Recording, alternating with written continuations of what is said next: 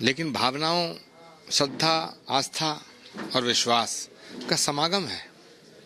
जहाँ भगवान आया वो जगह धाम बन गए, लेकिन जहाँ भगवान आएगा वो भी बनना चाहिए। तो इस विश्वास को लेकर के 18 वर्ष पूर्व एक संकल्प लिया गया था कि भगवान का अवतार जहाँ होगा, भगवान श्री कल्की के रूप में जिस धरा धाम पे आएंगे वहाँ पर श्री कल्की धाम बनना चाहिए। 18 वर्षों का संघर्ष, प्रतीक्षा, प्रार्थना, पुकार, अब वो घड़ी आई है। और ये बड़ा सौभाग्य है कि भारत के यशस्वी प्रधानमंत्री अपने कर कमलों द्वारा श्री कल्की धाम की आधारशिला रखेंगे।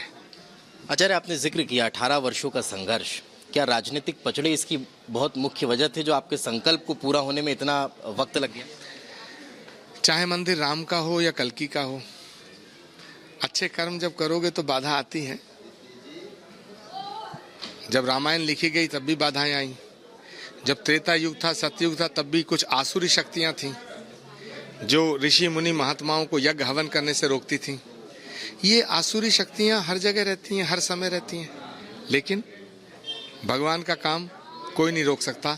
भगवान का काम भगवान कराता है, स्वयं कराता है, जिससे कराना चाहे उससे कराता है। 19 फरवरी की तारीख धार्मिक तौर पर बेहद शुभ बताई जा रही है। पीएम मोदी को आचार्य प्रमोद कृष्णम ने 1 फरवरी को कल्की धाम के शिलान्यास का न्योता दिया था, जिसे स्वीकार करते हुए पीएम मोदी ने इसे अपना सौभाग्य बताया था। पीएम मोदी के दौरे को लेकर यहाँ तूफानी रफ्तार से तैयारियां चल रही हैं। संतों में कल्की धाम के शिलान्यास को लेकर खुशी है। सुनिए कल्की धाम शिलान्यास पर क्या कह रहे हैं रितेश्वर जी महाराज। इस धर्म के पथ पर चलते हुए हमारे राष्ट्र का मंगल अब निश्चित है, क्योंकि बहुत वर्षों से ये पूरा का पूरा देश तुष्टीकरण की नीति पर चल रहा था। अब 145 करोड़ लोगों के लिए काम हो रहा है और उनका संतुष्टीकरण हो रहा है। अब अलग अलग नहीं बांटे जा रहे हैं लोग, और यह धर्म पथ सबके लिए आनंद देने का पथ है। किसी को भयभीत होने की जरूरत नहीं है।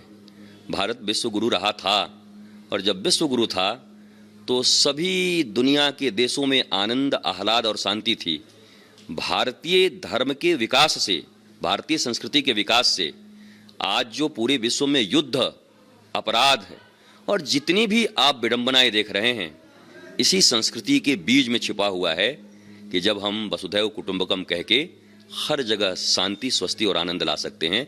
यह धर्म राज्य की उद्घोषणा है, राम राज्य की उद्घोषणा है। भगवान विष्णु के 9 अवतारों के बाद हिंदू मान्यता के मुताबिक 10वां कल्की अवतार के रूप में होगा। इसे लेकर जब हमने कल्की धाम भक्त गणेश से बातचीत की तो उन्होंने जो बताया वो आपको चौंका देंगे।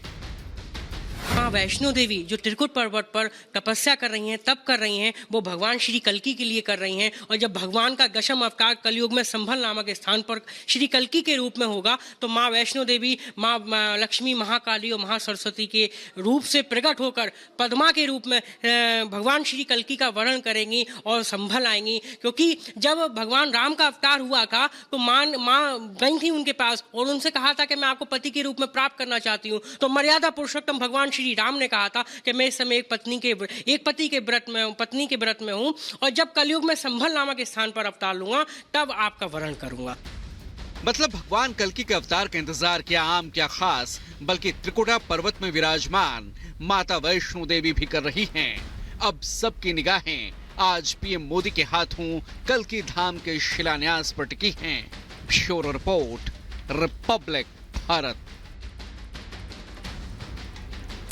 और इस बीच आपको ये भी बता दें कि संभल के बाद प्रधानमंत्री नरेंद्र मोदी लखनऊ दौरे पर रहेंगे, जहां पर ग्राउंड सेरेमनी का करेंगे उद्घाटन और कई करोड़ की परियोजनाओं की सौगात भी आज प्रधानमंत्री नरेंद्र मोदी देने वाले हैं। 14,000 निवेश परियोजनाओं की आधारशिला रखेंगे। उत्तर प्रदेश में 10 लाख करोड़ के निवेश की तैयारी है। यूपी में 34 लाख रोजगार का इससे सृजन होगा। तो संभल के बाद लखनऊ जाएंगे आज प्रधानमंत्री Narendra Modi, groundbreaking ceremony का उद्घाटन करेंगे।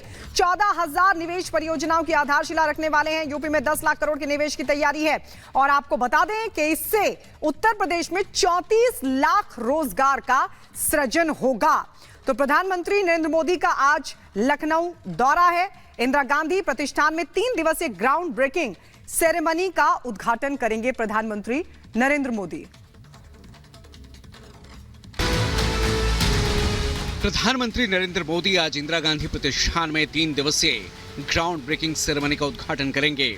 इस दौरान पीएम मोदी लखनऊ समेत प्रदेश के कई जिलों को लाखों करोड़ों के विकास कार्यों की सौगात देंगे। दरअसल ग्राउंड ब्रेकिंग सेरेमनी में पीएम मोदी 10 लाख करोड़ से ज्यादा की लागत से तैयार होने वाले 14,000 परियोजनाओं की शुरुआत करने वाले हैं। इस दौरान अयोध्या, मथुरा, काशी समेत 8 धार्मिक स्थलों के लिए 86,000 करोड़ रुपए से ज्यादा की परियोजनाओं का शुभारंभ किया जाएगा। जानकारी के मुताबिक अयोध्या, मथुरा और काशी के लिए करीब 40,000 करोड़ रुपए की परियोजनाओं का काम शुरू होने की उम्मीद है। इस कार्यक्रम में पीएम मोदी के साथ ही सीएम योगी, रक्षा मंत्री राजनाथ सिंह समेत कई मंत्री और उद्योगपति शिरकत करेंगे। पीएम मोदी लखनऊ से आज जिन परियोजनाओं की सौगात देने वाले हैं, उसके जरिए प्रदेश में 34 लाख लोगों को रोजगार मिलने वाला है। Bureau report, Republic Bharat.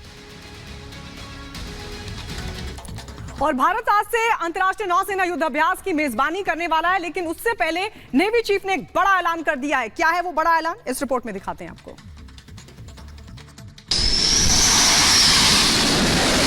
Visakhapatnam में अंतर्राष्ट्रीय नौसेना अभ्यास मिलन 2024 का आगाज होने जा रहा है। भारत की मेजबानी में होने वाले इस युद्धाभ्यास में 51 मित्र देशों की नौसेना शामिल होंगी। रक्षा मंत्री राजनाथ सिंह इस कार्यक्रम का शुभारंभ करेंगे। विशाखापत्तनम में 27 फरवरी तक चलने वाले इस युद्धाभ्यास में 35 वॉरशिप सबमरीन के साथ 50 एयरक्राफ्ट अपना दम दिखाएंगे।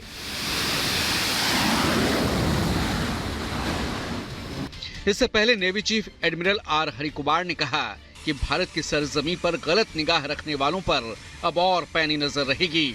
उन्होंने बताया कि भारत जल्द ही अमेरिका से 31 MQ-9B प्रीडेटर ड्रोन खरीदने की तैयारी में है।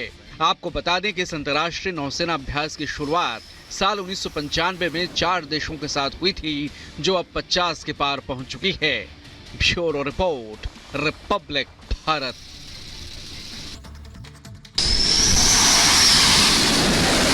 विशाखापत्तनम में अंतर्राष्ट्रीय नौसेना अभ्यास मिलन 2024 का आगाज होने जा रहा है। भारत की मेजबानी में होने वाले इस युद्धाभ्यास में 51 मित्र देशों की नौसेना शामिल होंगी। रक्षा मंत्री राजनाथ सिंह इस कार्यक्रम का शुभारंभ करेंगे। विशाखापत्तनम में 27 फरवरी तक चलने वाले इस युद्धाभ्यास में 35 वॉरशिप सबमरीन के साथ 50 एयरक्राफ्ट अपना दम दिखाएंगे।